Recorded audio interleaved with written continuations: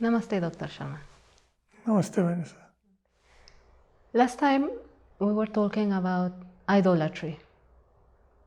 And at the end, you mentioned about the images are the representation of one God. Why in India are many gods? Okay, so you are saying that I had said that the images are the representation of one God. But when you went to India, you saw people worshipping all these separate images as God in its own right. Exactly. Well, it's an important question. And I think the explanation of that is, in a sense, historical.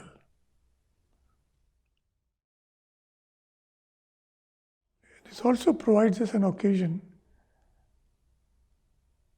to see the different ways in which the Abrahamic religious tradition, consisting of Judaism, Christianity, and Islam, evolved. And the Indic tradition, represented by Hinduism, Buddhism, Jainism, and Sikhism, evolved.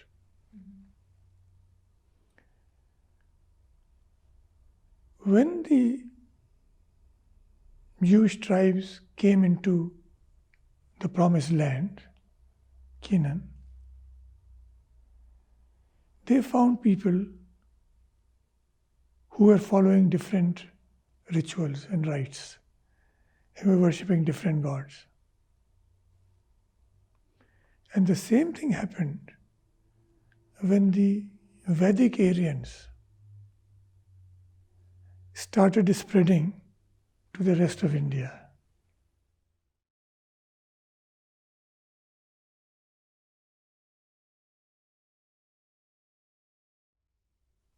The way in which the early Jews and the early Hindus, if we may call the Vedic people that way, reacted to these different forms of worship was somewhat different. Some would even say radically different, but it was certainly different.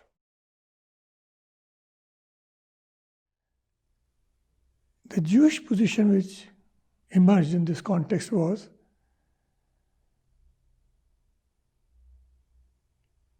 that there are no other gods to whom they could pay respect or whom they could accept. They had their own God, and they were told, "Thou shalt have no other gods but me."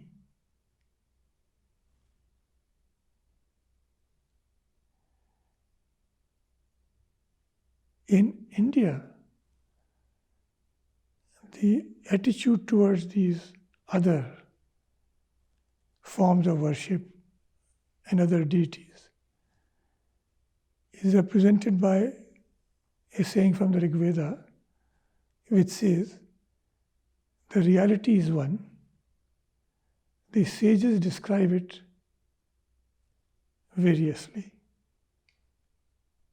or that God is one but has many names.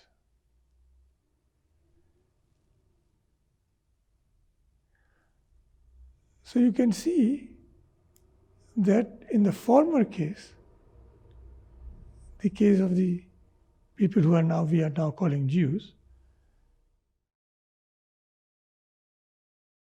exercising some historical latitude, because they were not calling themselves Jews at the time, no more than the Aryans were calling themselves Hindus. Mm-hmm. Their idea of God became of a God who is different from all other gods. Whether it was different from them in the sense of being superior to all of them, or ruling over them, or was different from them in the sense that it was the only true God, they were all false gods. At this stage in our discussion, this does not matter much, this distinction, because on either approach, you have to reject other gods. The Indian approach was different. It was one of accepting other gods as manifestations of the one real. So you have only one God and no other gods in the Judaic tradition, and then an attitude passed on or carried over, passed on to or carried over by Christianity and Islam. And in Hinduism, or in the case of India rather, the Hindu attitude also to a certain extent gets carried on into Buddhism and Jainism. So you have given an historical explanation. How do you deal with it theologically? Well, it's not as difficult as it might appear. Because once you come to the conclusion that all these forms of the reality are different, all these expressions of reality are different, but they are expressions of the same reality in some way, then the issue is not polytheism. That is, there are many gods and how do you accommodate them? Rather, the issue philosophically or theologically is rather polymorphism. How does God come to have different forms? And how many forms? And are there major and minor forms? And so on. But if you are interested in the practical consequences of having so many gods and how they are dealt with in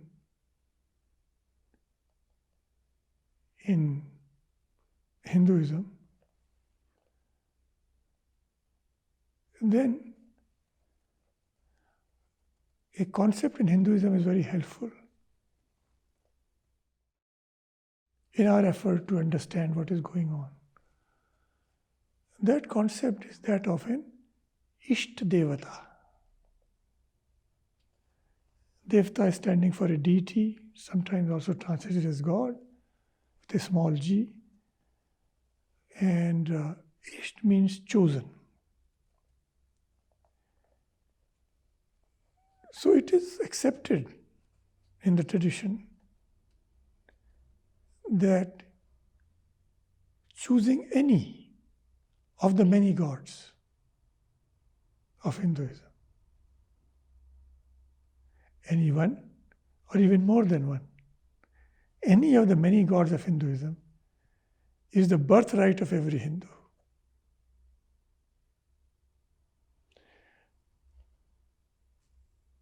This is a highly individualistic doctrine within Hinduism. Because even in the same family, the Ishta Devata of the husband and the wife can be different.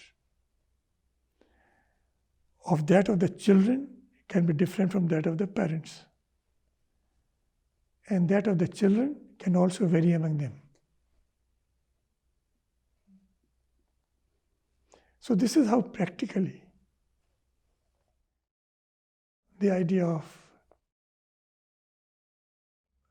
involving the presence of many deities or gods and or many representations of these deities or gods or whatever is accommodated within Hinduism. So you seem to say that Hindus believe in one God, but also Judaist Christians, they believe in one God also. So what is the difference between them? You mean what is the difference between the Hindus who believe in one God and Jews and Christians and Muslims who also believe in one God? Well, one difference is that Jews and Christians and Muslims have created 3 religions out of one God. And Hindus have created one religion out of hundreds and even thousands of gods.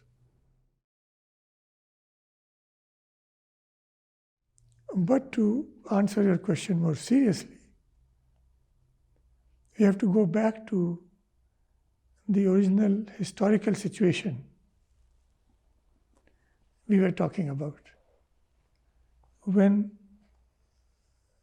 the Jews and the Hindus, so to say, had to define their attitude towards the religious other.